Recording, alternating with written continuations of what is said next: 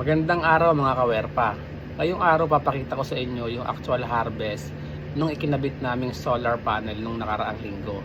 So bali kung makikita nyo dyan mga kaibigan, meron siyang solar panel, meron siyang grid, and meron siyang battery.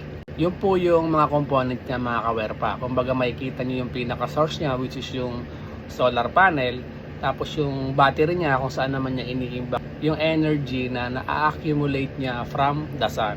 So kung makikita nyo dyan mga kawerpa, yung iba pumupunta doon sa battery, and yung iba naman pumupunta doon sa bahay na. Ibig sabihin po, kaya ganyan po yan mga kawerpa, yung na-harvest po niya na energy, pinaghahatian niya. Kung mapapansin nyo po mga kawerpa, yung 2.62 kilowatt, naghahati po yan papuntang battery tsaka papuntang sa bahay or sa actual mismo na load or yung sa ginagamitan niyang mga appliances yung during that day.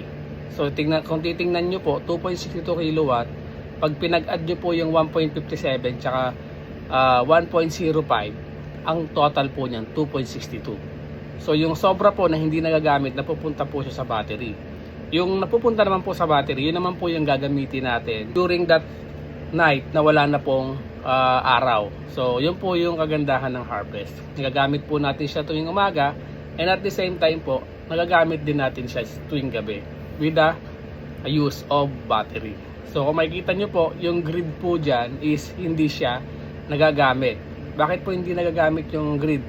Gawa po ng hindi niya na po kailangan. Magagamit lang po natin yung grid pagka kinukulang po yung supply ng ating solar. So ganun po yung principle ng setup na hybrid. So kung makikita nyo din dyan mga kawerpa, makikita nyo dyan na merong earnings na 38.75 pesos. Nung previous day naman po, meron din nakalagay dyan na which is yung 173.75 pesos naman yung pinaka naging earning niya. So yung total earning niya is 431.25. Kumbaga yun yung kinita niya.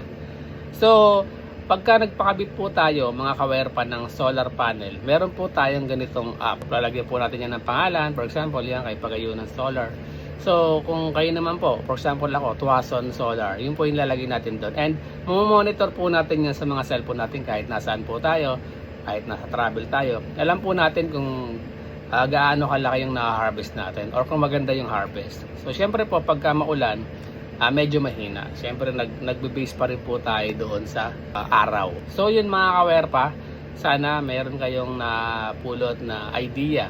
Kahit konting idea man lang, may natutunan kayong sa video ko na ito. And